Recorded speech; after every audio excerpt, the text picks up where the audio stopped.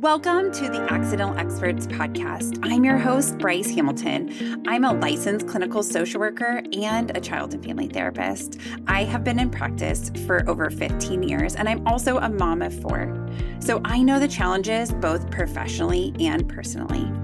I'm so glad that you're here today to grow your parenting toolbox. Please come as you are and be ready to learn. My goal is to make you the accidental expert so that you can raise healthy humans. Hi, everyone. Welcome back. So I think in life, we have a choice. There are so many things that happen, and unfortunately, so many of us are going to experience tragic events. And in that tragedy, we have an opportunity to do something to help others. And that is exactly what the I Love You Guys Foundation is about. And its founder, with his wife, John Michael Keyes, is here today. And he's going to be talking to us about why he created this foundation, how he is using his platform to keep schools safe, and how to get all the responders to emergencies and also just unusual events to be on the same team. With that, let's get to John Michael. It's a pleasure to be here, Bryce. So Yeah. thanks for having me. Yeah. So you started a foundation called I Love You Guys. Can you tell me about your story? What motivated you to start this foundation? So in 2006, a stranger entered Platte Canyon High School in Bailey, Colorado, and held 7 girls hostage. One of those girls was my daughter, Emily. And while she was held hostage, she sent a text message, "I love you guys." And she sent another text message to her mom, my wife, Ellen, and it was, "I love you guys, Kay."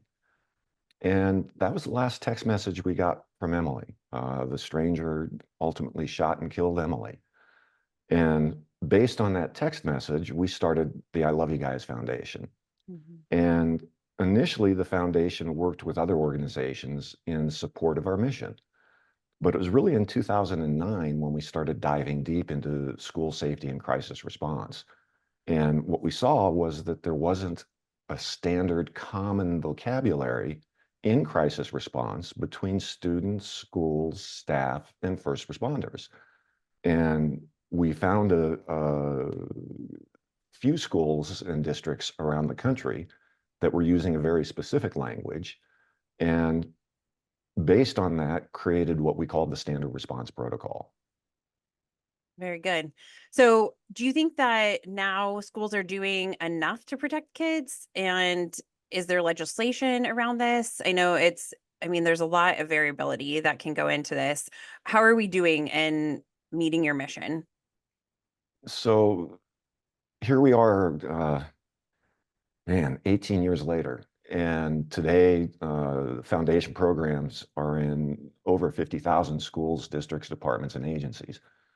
But to answer that question, we actually have kind of a myopic view. And the reason for that is we don't push our programs.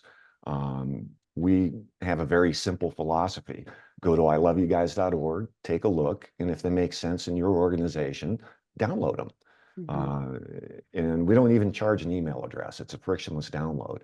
And so we're always talking to schools, districts, and agencies that are already motivated.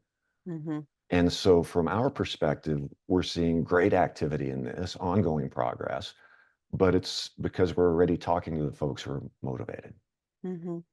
What do you think motivates a school district or a department to accept your mission of keeping kids safe and having a standard response protocol? What's kind of fascinating in working with educators, administrators, and law enforcement is the sense of community and Mhm. that there's an obligation that kids deserve to feel and be safe when they're in our public and private schools. And Mhm. that obligation, you mentioned your husband earlier, uh, he's got that motivation as my vet. Let's keep our kids Mhm. safe while they're learning. Yeah.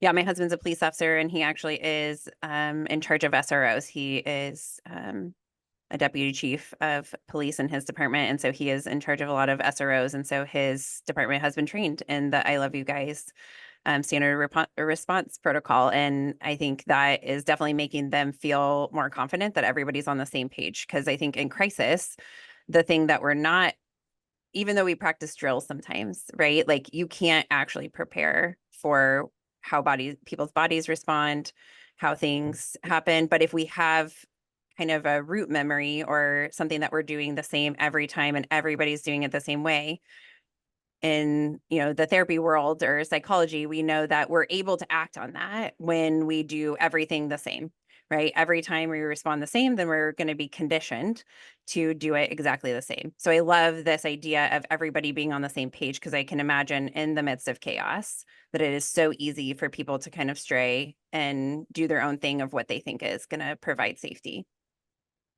Well, and you brought up an important role in this whole conversation, and the foundation is really committed to that positive relationship between law enforcement, districts, administrators, staff, and students.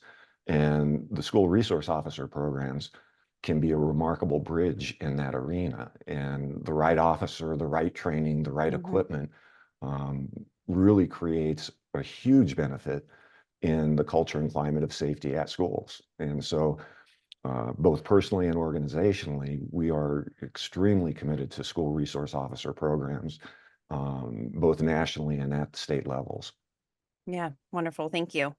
Okay, so this topic of active shooters, just like when we think about this as parents, is incredibly scary. I mean, it's scary for our kids, right? And it's scary for us as parents to imagine letting our kids out of our care into somebody else's care that somebody might threaten their life. Um, how do we support our kids in staying safe at school? And are there things that we can talk to our kids about at home? Yeah, I think so. I'll give you an example.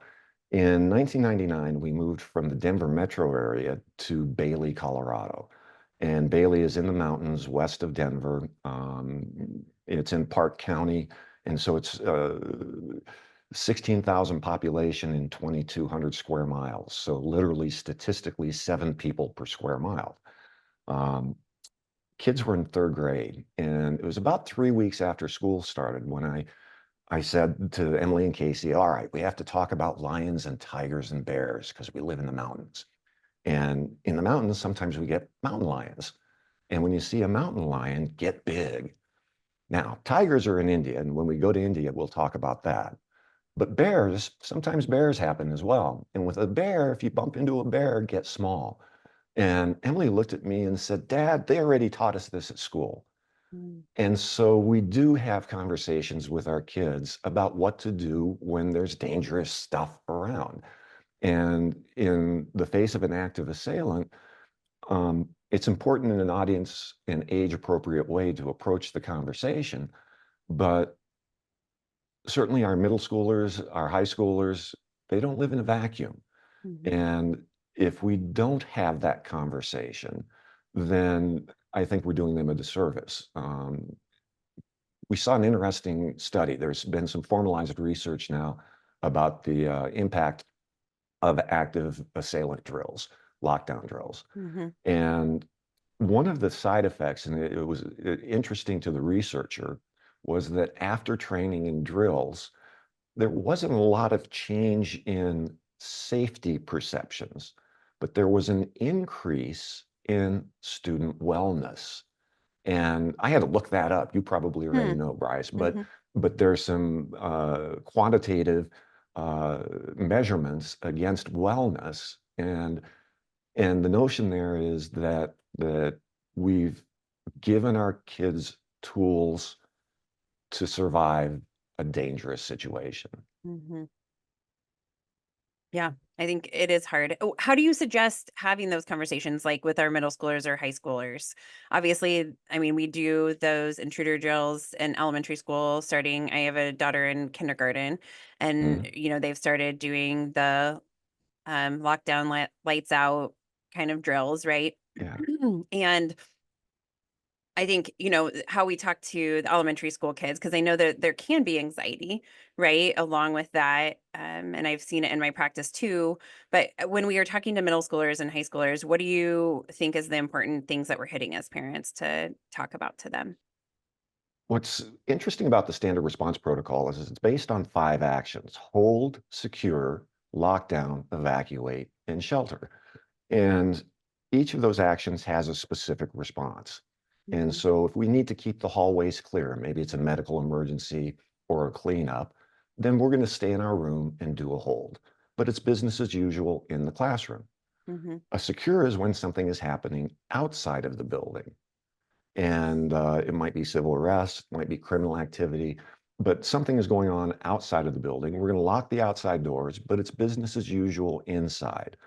When there's a threat inside the building, we're going to do a lockdown.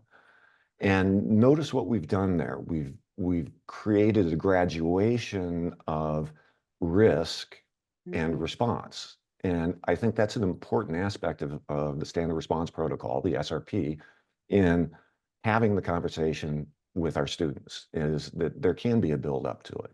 Hmm. And why are we doing the drill? There's something dangerous in the building. Um, but we also talk about some other stuff, and that is during the drill, it's really important not to simply have an administrator checking the door, but take this as a life skill opportunity and open the door and have the conversation. Um, what's interesting is that the DOJ has published data for 2023, and there's been an 8% decrease in these school attacks. Hmm. Now, if this is a trend and we see that again for 2024, what we're seeing is that we are moving the needle. But there's also been an increase in attacks in outside venues, in businesses, in concerts, et cetera. Hmm. And so we've given our kids training in what to do if they catch on fire. That's terrifying. Stop, drop, and Hmm. roll. Hmm. Okay. But we can also do the same thing, and that is provide training and muscle memory with our kids about what to do in another type of crisis. Yeah, absolutely. So I think what I hear you saying is also, as parents, we need to be educated in what the response is that our school is doing so that we can have these conversations with our kids. Yeah, and it starts in kindergarten. Hmm. Okay. And it's kind of interesting because uh, i- is that your oldest? No, we have a seventh grader. So we have Oh, seventh, okay. yeah, then second, kindergarten, and preschool. Very cool. So you're seeing the entire spectrum now. And with the first time elementary and preschool parent, there's often a great deal of motivation to be involved. Hmm. That diminishes over time because now you've got 4 kids and not one, and that seventh grader um, sometimes feels embarrassed when you come to school. Yes, yes, yes. Okay, and so let's start having the conversation as soon as kids are going to school with the parents. Hmm. And it gets a little trickier as the kids grow up, but we're seeing administrators take advantage of uh, parent teacher nights, after Hmm. school events, band practice, okay, where a parent shows up, let's talk about these 5 actions and let's just take 5 minutes to do it. And it's kind of like riding a bicycle. You didn't Hmm. start on 2 wheels, you started on 3. And then you got 4 before you got on 2. And so we have a little time every year to talk to our parents. But as we continue the years, the conversation gets a little easier and a little more Hmm. understanding from the parent side. We're also seeing much better messaging coming from the schools, explaining the protocol. And when something happens, if a secure event happens, hey, we put the school into secure. If you're coming to pick up a kid, it may be a little bit before we can do a controlled release or monitored entry. Hmm. Hmm. And and so if we look at it from an evolutionary perspective, the parents begin to understand that this is um, a conversation that is ongoing and really doesn't have to be threatening. Hmm. Yeah. Which I think the more we're talking about it, the more comfortable everybody is with the process. And I think that reduces the anxiety, ultimately making kids and parents feel more comfortable. So, something that I was thinking about is that you were talking about a controlled release, the reunification piece. I know that Yeah. if parents are in a situation like that, right, where maybe they did lock down the building. Parents want to have information, right? They're scared. A lot of times, there are times where I know that parents will like call their kids, right? Like they're sometimes parents want to intervene because they want their kid. They want their hands on that Yeah. child because they want their kid back. What does your foundation recommend around that piece? So that's our other flagship program. It's the standard reunification method. And it's a series of practices that assist in bringing students and parents together after something unusual happens at schools. And often parents will go immediately to that active assailant, but in reality, stuff happens at schools. Maybe it's a power outage. And Mm-hmm. if we're releasing kids early, we don't want your kindergartner walking out into the neighborhood. Okay, Mm-hmm. so we're going to do a reunification. And so we're seeing districts employ the standard reunification method even in non-violent, unusual events. And Mm-hmm. so a power outage, a hazmat, some weather event, let's bring the kids together with the parents, with accountability, and call that a reunification. And Mm-hmm. so, what may have been a less organized, controlled release, with this method in place, schools now have the ability to do that. And schools and districts that are doing that for the unusual event are now much more prepared when a crisis event occurs. Yeah. Well, and I love it because then we know everybody knows where the kids are, right? Like Yeah. it makes sure that every kid gets to the person that should be having them to take them home. And then we don't have to be worried about, the kindergartner walking home in the neighborhood at a different time than they normally would. Like we know that they got to their parent and everybody is safe. Well, we had an event in Colorado about 9 months ago, I think it is now. But it was an attempted kidnapping of a student on school grounds. And the 11-year-old fought off the abductor and he went into the neighborhood. And so, first thing in the morning, we now have an attempted kidnapping with the perpetrator Mhm. still at large. At that point, we're going to do our school day, of course. We're going to put the Mhm. school into the secure protocol just to be a little more attentive. But at the end of the day, is that going to be a normal release with that perpetrator still at Mhm. large? And so the district made a decision to reunify students from not only that school, but also the two elementary schools that were within the area as well. And so a three-school reunification with an attempted kidnapper at large makes absolute sense. Absolutely. Yeah.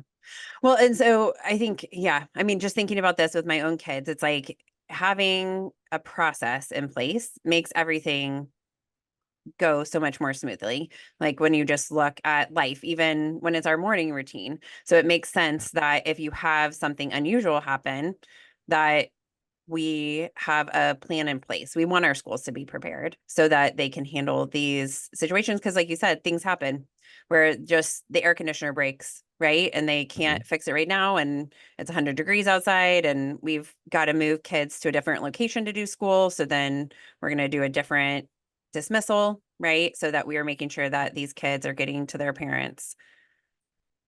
Absolutely. Yeah. And it's stuff happens at schools. And what's interesting is that by talking about it, by practicing it, providing instruction, doing drills, we do create that muscle memory Mhm. that kicks in a crisis. Yeah. Yeah. And I think, hopefully nobody has to go through that, right? But in case we do, and you're saying these normal things that are abnormal, right? Like power goes out, weather happens, like those are just parts of life. And hopefully that it's not some type of dangerous situation, but that also can happen. And so our schools being prepared for that. So to on that side, and I don't know that I have the right terminology on this, but when a school is locked down, right? Let's say that they know that there is somebody in the schools. When schools have been locked down using your protocol, have there been kids that have been injured when they're using this, or have we been able to migrate that? So we've actually looked at it, and I'll spool it back to the Sandy Hook Commission report in 2015. And in that report, their number one environmental design recommendation was the ability to lock the classroom door from inside the classroom, not just teachers, but substitutes as well. Mm-hmm. And in their report, they said the reason that was the recommendation was through testimony and research, they found 0 cases of a gunman breaching a locked classroom door. Now, we shifted the question and did some more homework. Have we lost anyone who was behind a locked classroom door? And we looked at dozens and dozens and dozens of these cases. And here's what we found. In Parkland, our perpetrator there did not gain entry into any locked classrooms. He did shoot into classrooms where he could observe the occupants. Red Lake, Minnesota, our perpetrator there actually shot the lock and did not defeat it, but gained entry into the classroom through that side panel window.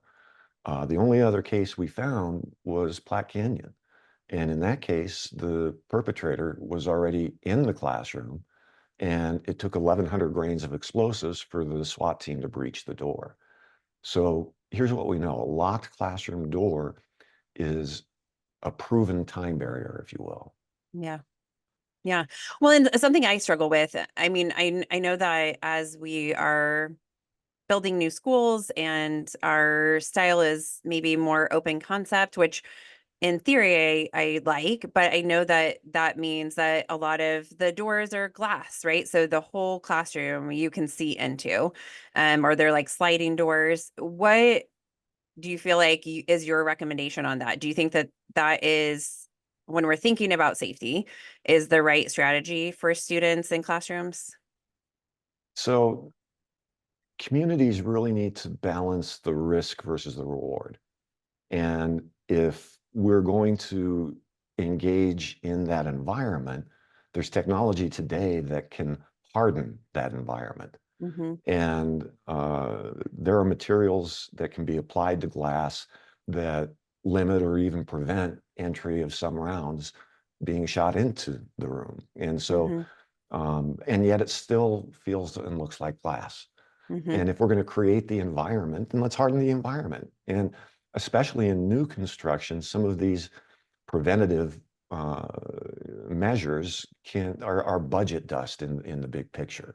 Mm-hmm. And so, hey, if we're going to create that environment, let's harden that environment. And there's technology today that can assist in that. And Love it. and and it also takes us to the next piece in all of this, and that is the side effects that we're seeing when we begin to put together the teams to implement the SRP. It really creates that partnership between law Mm-hmm. enforcement, other public safety, district, school administrators, et cetera. And they experience success in implementing this and they start looking upstream. Mm-hmm. Well, what about behavioral threat assessment and management? Are there things we can do to identify the threat before it occurs? Mm-hmm. And moving even further upstream, are there climate and culture actions that can be taken that improve the school climate? And, oddly enough, there's data, some of it is 35 years old, almost 40 years old. The Center for the Study of Prevention of Violence out of CU Boulder has been studying this, and they've identified programs. And it sounds fuzzy, but what if the mindset wasn't there in the first place? Or if we could help a kid who's struggling with that Mm-hmm. before they take action. And Mm-hmm. um, we've got student suicide is an issue in the country, and that's not far from student attack if you think about it. Mm-hmm. But if we can identify and help, that's something that can move the needle moving forward. Yeah, I couldn't agree with you more. I think, yeah, addressing the mental health component, right? To see the people who need support ahead of time. Because a lot of times I think there are signs that we may be missing. I can't speak to every circumstance, but there are things that we could be looking at to pick out on to say like, huh, something doesn't seem right with this kid, right? Something's changed. they're in a different place. So having resources within the school to say something if you're a teacher or, a parent, like, I'm concerned about this kid. I know as a parent you might not be able to give me any information, but here's what I'm concerned about, and viewing it as a team versus everybody's out for themselves. Yeah. And it is that team that's the real secret to it all. Hmm. And it involves educators, it involves teachers, administrators, public safety, mental health. And Yeah. and what doesn't ever make the press are the successful interventions. Hmm. And sometimes, and quite often, it's a moment of crisis and not a lifelong outcome. And Hmm. so uh, we get a kid who's been perceived as a threat in their teens, um, physiological development, myelin, brain science, by the time they're Hmm. in their 20s, some of that behavior is no longer an issue. And so Hmm. let's get our kids through it. And Yeah. and there's some remarkable research out there. One caring, trusted adult can make an amazing difference in a child's life. Yeah. Yeah. Well, and I think that's also speaks to why teachers can be so important in kids' lives, is that having somebody who does care about you and speaks up. I mean, it can be a parent, can be a relative, could be your best friend's parent, right? I mean, I think there's so many people available potentially, but it's stopping to listen, connect, care. So I spoke with one middle school principal, and it's actually a fairly large middle school, about 1,500 students. And before school begins, on one of his staff development days, he brings every educator and every staff member, facilities people, everyone together. And on the floor, he's written on Post-its the name of every student in the school. Mm, And he has his teachers, his staff, facilities pick up the names of the students you know. But at the end of that exercise, there's also a few Post-its still on the floor. Why doesn't anyone know these kids? Let's mhm. figure that out. Let's get to know these kids. And I thought that was a brilliant exercise in helping identify who are the kids that are being missed, who are being Yeah. overlooked. Yeah. Who are kind of falling through the cracks. That is fantastic. I love that idea. Thank you so much for sharing that. So, when I was doing research on your organization, something that struck me was that your organization says that they have a way that they can end school shootings. So, I'm in. Tell me about it. What is that? What does that mean?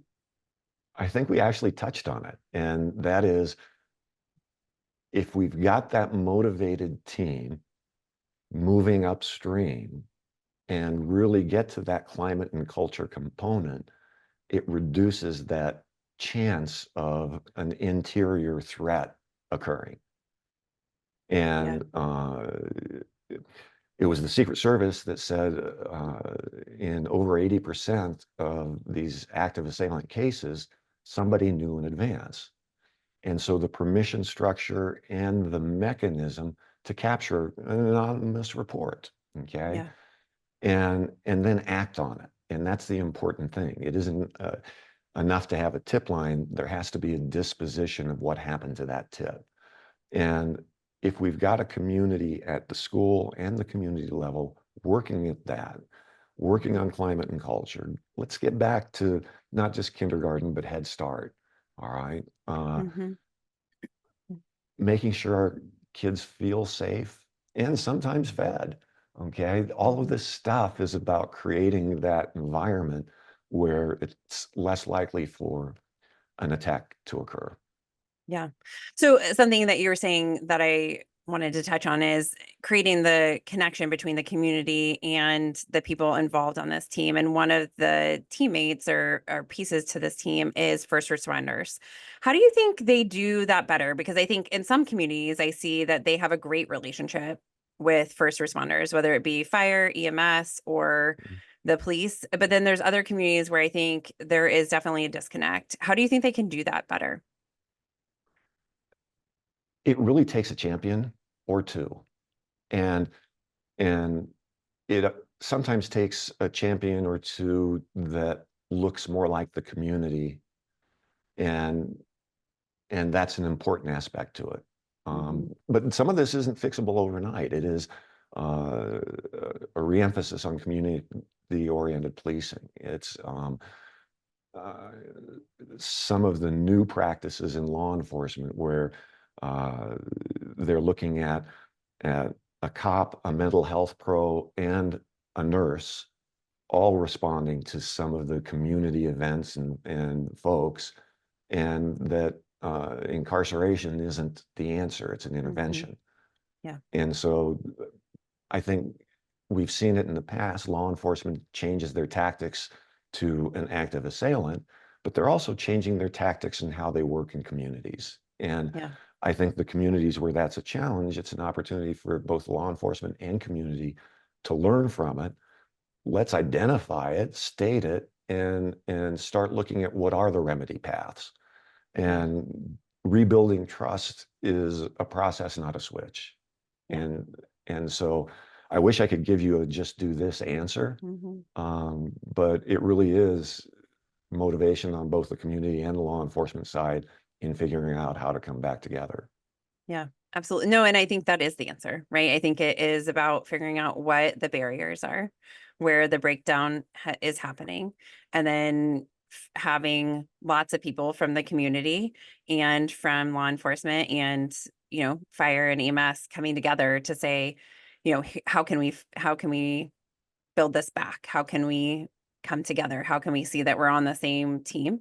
And I think that that can be hard and nuanced at times, but I think really it's about caring for people, right? Seeing everybody as a human, and that everybody's life is important, and that we can be somebody who makes a difference in somebody else's life, even if we're doing our job, and even when we are doing our job, that we can be a teacher who holds a student accountable, right, for not turning in their work, and we can still care about them, right? And I get that in policing that can be complicated, but I think there is a way to do that where you have kindness and caring and compassion, and like the thing you want to do least is arrest somebody. But sometimes that has to happen. And I understand that there are complexities to that, but to be there first and primarily for the connection and support, sometimes that's all that's needed. And they're interesting programs. So it's been about a decade now, but uh, when my son Casey, Emily's twin brother, graduated from college, he spent a year with AmeriCorps in St. Paul, and they had a program there called EMS Academy, and it was grant funded, and they recruited kids from the community to be EMTs that looked more reflective of the communities. And they would pay the kids to go to EMS school. And had an opportunity, we were out visiting him and met one of these kids. And she said, look, I thought I had a career at McDonald's. And certainly there's nothing wrong with that.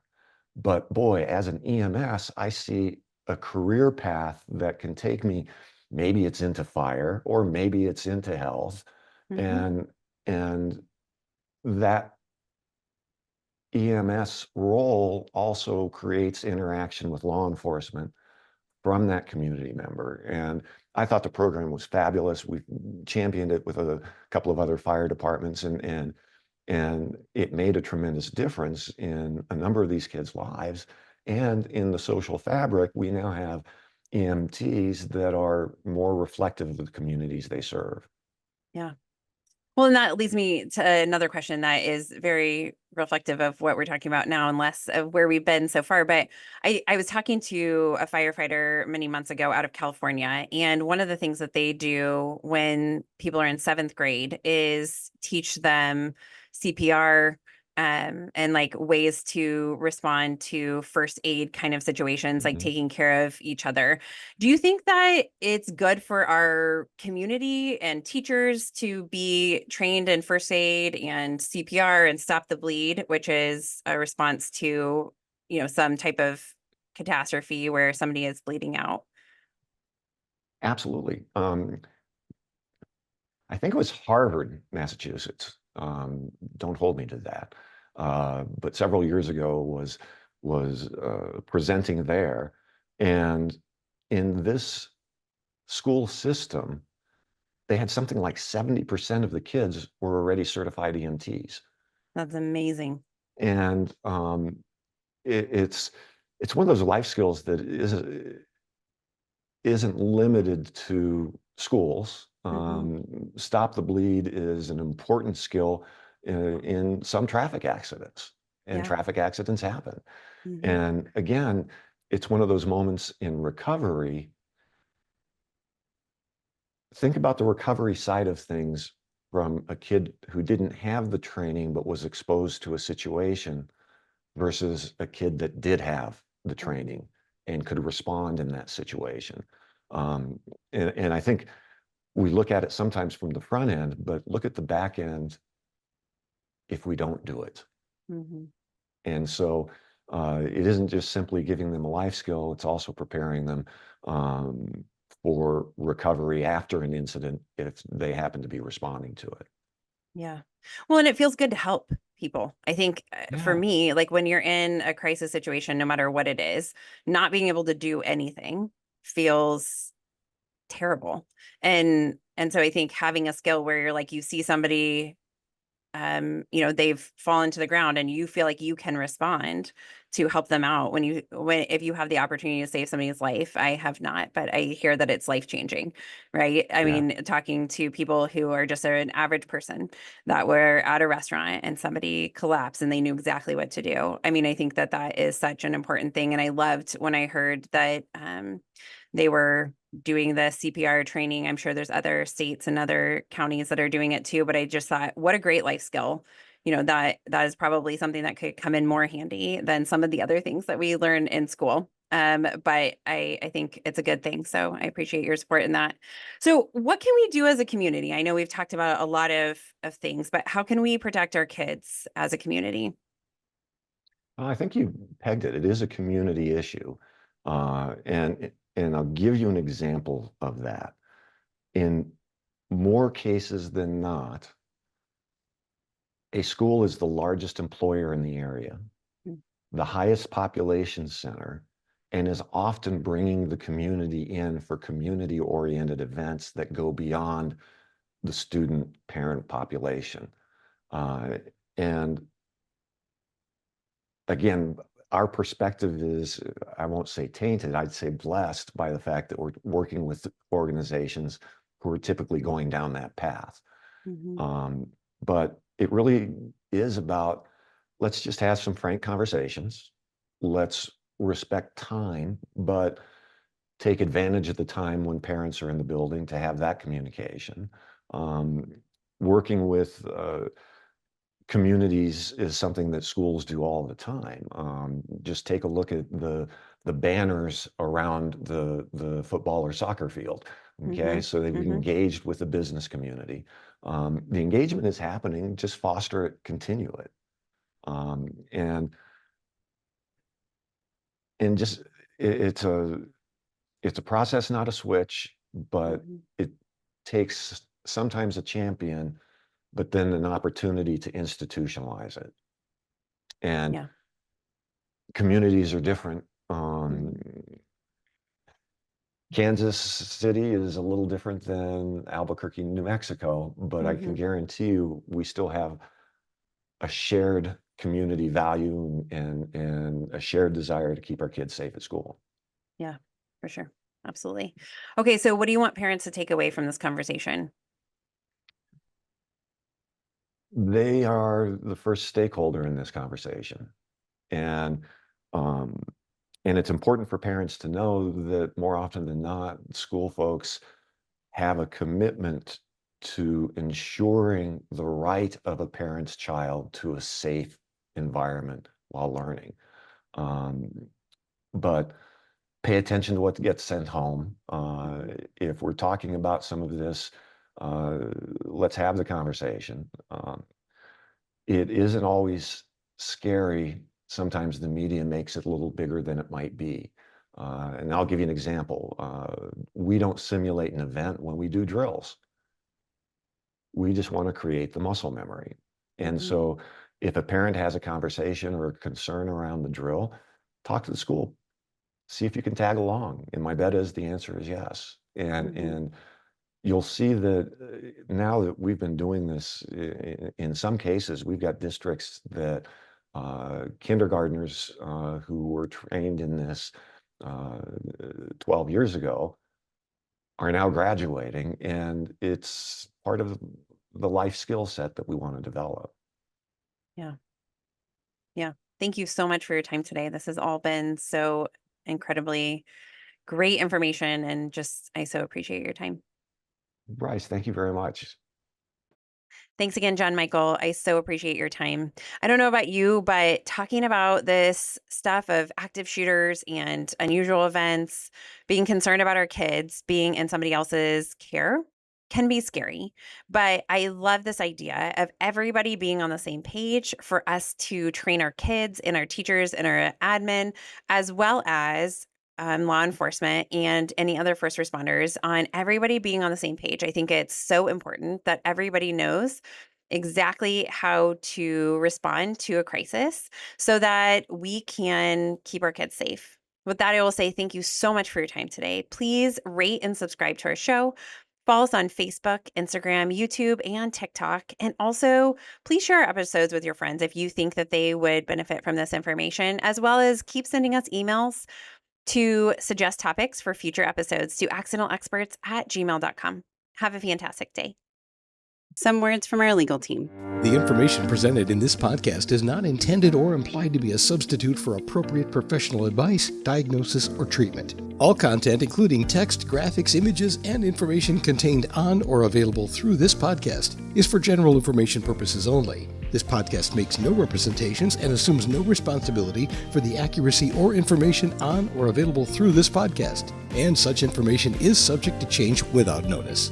You are encouraged to confirm any information obtained through this program with other sources and review all information regarding any condition or treatment with the appropriate professionals. What we're saying is, yes, I am a real therapist, but I'm not your therapist.